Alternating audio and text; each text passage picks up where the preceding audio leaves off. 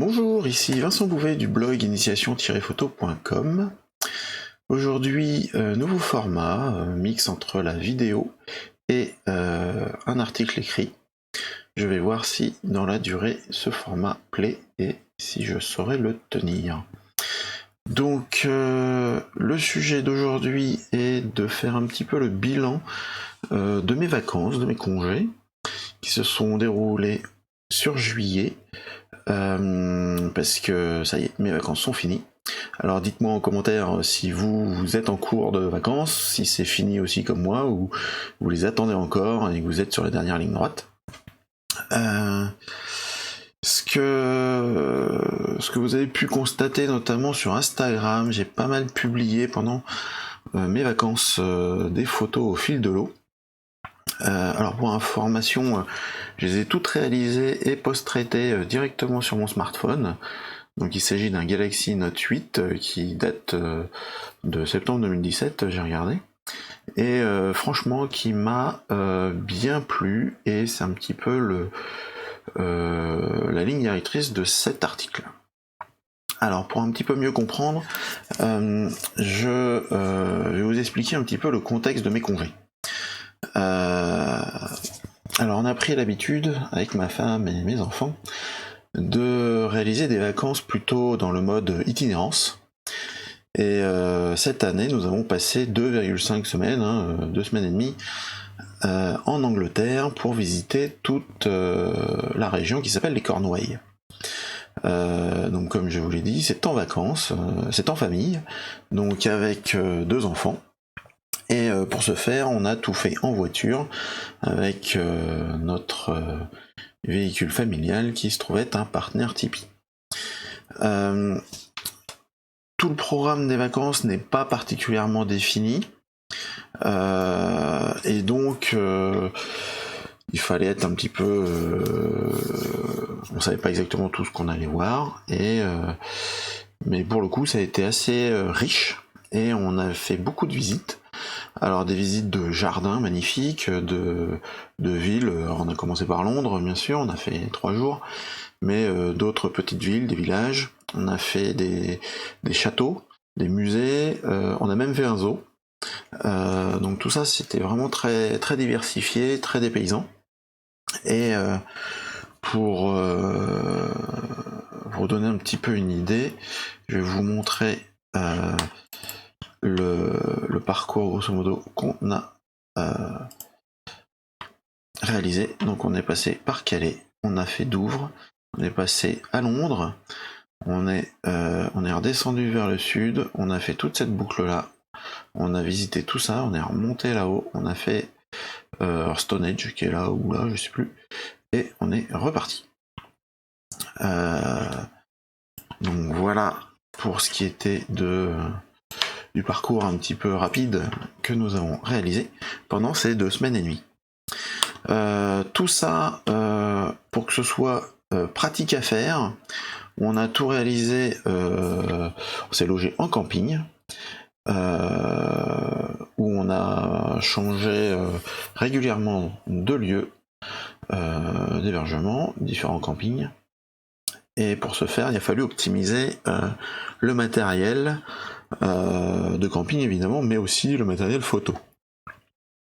Alors malgré l'optimisation, comme je vous ai dit, j'avais pas de sujet prédéfini et de planning clairement défini. Il fallait donc, je m'étais mis en tête de pouvoir pallier un petit peu à toutes les éventualités. C'est pour ça que j'ai emmené pas mal de matos, donc j'avais quand même amené des optiques le 14-24 mm, bon 24-70, le 70-200 mm, un doubleur de focale, des piles, des chargeurs, mon trépied, donc tout ça, ça a commencé à peser un petit peu. J'avais à peu près un sac qui pesait 12 kg. Et puis quand on emmène tout ça en vacances, en camping, bon, on n'a pas forcément l'esprit serein, on a le risque de vol, de casse, notamment en camping, on monte, on démonte, toutes ces choses-là. Qui dit photo de ce type-là, avec du bon matériel, si on veut en faire quelque chose de bien et partager avec les amis au fur et à mesure, faut forcément emmener un PC, donc j'avais emmené un PC avec une palette graphique pour pouvoir retoucher. Et au milieu de tout ça, j'ai malgré tout quand même oublié un flash Cobra qui me permettrait de faire des appoints de lumière. Face à tout ce déploiement de matériel high-tech, j'avais finalement tout le temps avec moi mon smartphone Galaxy Note 8. Alors, je vous le montre vite fait, hein, il tient dans la main, alors c'est déjà un format assez gros, mais il a l'avantage d'avoir double capteur, qui me donne un zoom x2 optique, et surtout il est super léger, donc on l'a toujours avec soi comme je disais. Il a aussi l'avantage d'importer avec lui tout un ensemble d'outils pour post-traiter les images, une bonne partie de la suite Adobe, ou Adobe, vous choisirez comment vous le prononcerez, et finalement, c'est bien la raison pour laquelle toutes les photos que j'ai partagées au fur et à mesure de mes congés, de ce périple, je l'ai fait directement avec les photos que j'avais prises avec mon smartphone. Et puis au fur et à mesure que j'ai pratiqué, je me suis rendu compte que la qualité des images était largement suffisante dans la majorité des cas. Et tous les modes finalement intégrés au niveau de l'appareil photo, que ce soit des modes panoramiques qui permettent de pallier à du grand angle finalement. Les modes zoom x2, ça paraît faible comme ça, mais finalement quand on regarde un 24-70, c'est x2 quasiment, un petit peu plus, mais ça s'y rapproche pas mal. On peut faire de la vidéo aussi, c'est facile, il y a des modes un petit peu plus sympathiques avec des effets intégrés comme les modes culinaires et ces choses-là. Et puis on a aussi un accès au mode manuel qui sort finalement, qui permet de sortir de son épingle du jeu quand même.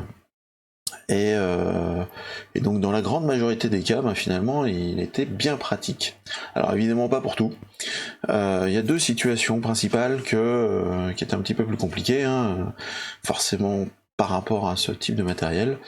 Les photos animalières, on est un petit peu plus réduit, et les photos d'intérieur où forcément quand on a un réflexe haut de gamme, la notion de gestion du bruit en faible lumière est largement meilleure. Mais voilà. Donc voilà, je vous ai fait un peu le comparatif entre ces deux types de matériel. Mais en pratique, sur le terrain, ça donnait quoi ?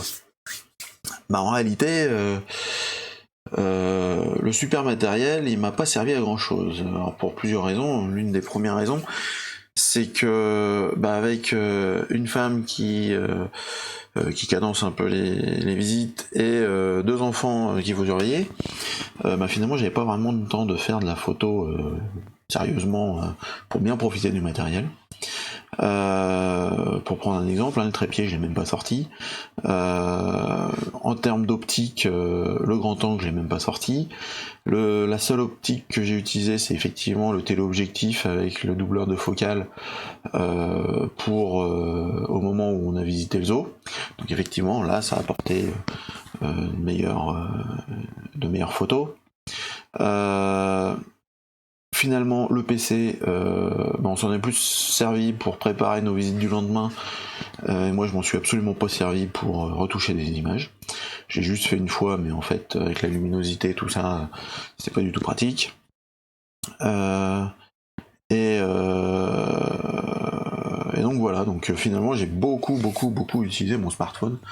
Et pour ce qui est de mon matos photo digne de ce nom, à part l'emmener sur le dos, me casser le dos et l'utiliser de façon ponctuelle sur certaines visites, c'était un peu compliqué.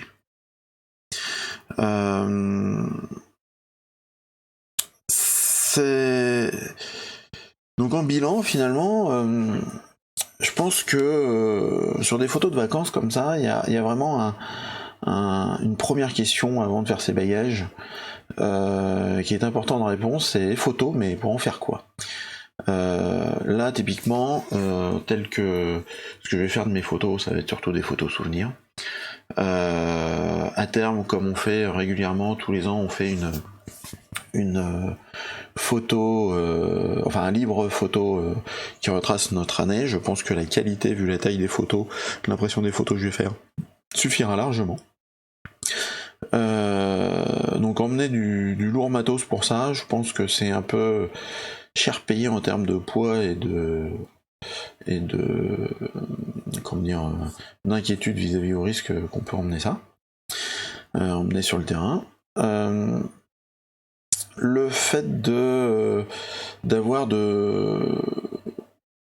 la possibilité de partager vraiment en temps réel ce que l'on fait avec les amis sur les réseaux sociaux, ben finalement ça rend un petit peu plus dynamique et ça permet de recréer un peu plus de liens avec les amis, tout ça. Et finalement de le faire directement sur le téléphone permet vraiment d'optimiser la notion d'optimiser son temps tout au long de la journée quand on fait pause 4 heures, quand on fait le repas du midi, quand on fait on a des petits temps morts, et ben là on peut directement traiter, poster une photo plutôt que tout emmagasiner, faire tout ça le soir et balancer finalement le résumé de la journée à 23h. On sort un peu du contexte et on perd en dynamique et d'interaction en direct. Par rapport aux limitations, alors effectivement il y a de nombreux lieux où quand on avait l'autorisation de faire des photos, c'était sans flash. Alors effectivement là les photos sans flash au smartphone c'est un petit peu plus compliqué. Néanmoins l'appareil s'en sort quand même pas si mal. Et puis surtout il y a plein de lieux où les photos d'intérieur de toute façon ne sont pas autorisées. Donc emmener un appareil qui permet de faire des bonnes photos mais pas avoir le droit de s'en servir, ça sert strictement à rien. Donc voilà un petit peu les premières choses. Puis après, ça m'a poussé un petit peu la réflexion autrement. C'est-à-dire que finalement, à travailler avec un smartphone, ça redonne des contraintes, d'autres contraintes. On redescend un peu de son piédestal avec son super matos. Et j'ai bien aimé aussi cette obligation de réfléchir un petit peu autrement pour mieux profiter des lumières disponibles, de mieux profiter des limitations de focale, de mieux explorer finalement les possibilités qu'apportait les moyens intégrés à un smartphone. Et je me suis rendu compte que ça m'a obligé un petit peu plus à retravailler le sens du cadrage, pour améliorer, finalement compenser la perte de qualité purement technique visuelle par un intérêt plus accru du cadrage. Et j'ai cherché d'autres angles de vue, d'autres visions. Donc finalement très intéressant aussi pour moi en termes de créativité et de booster un petit peu plus ma vision un peu sur l'instant T. Tout ça finalement, en bilan, je me dis que les prochaines vacances que je vais faire, je pense que je ne vais pas emmener mon matos photographique et que je vais vraiment me contenter de mon smartphone. Et pour réaliser ça, ça va me permettre de mieux explorer les possibilités de celui-ci. Peut-être que d'ici là, je serai passé aussi à un smartphone supérieur. Et je pense que franchement, depuis ces dernières années, pour le type d'image que l'on ramène de ces vacances, je pense que les smartphones ça suffit largement. Vraiment le retour d'expérience que je fais là de ce dernier mois, de ce mois de juillet, je pense que ça suffit largement et c'est pas la peine de se casser le dos. Alors tout ça, je comprends que ça va pas être l'avis de tout le monde. Je pense, je le répète, tout ça c'est dans un contexte, le contexte du type de vacances que je réalise, c'est-à-dire quelque chose d'itinérant, où il faut voyager léger, où on bouge beaucoup, où toutes ces choses-là. Et Je pense que mon choix serait totalement autre si mes vacances, je me posais à un endroit où c'était sécurisé autour d'un point sur lequel je rayonnerais. Peut-être que là, le fait d'emmener plus de matériel redeviendrait pertinent pour moi. Alors voilà pour aujourd'hui. Alors la question c'est, et vous, que pensez-vous de cette approche?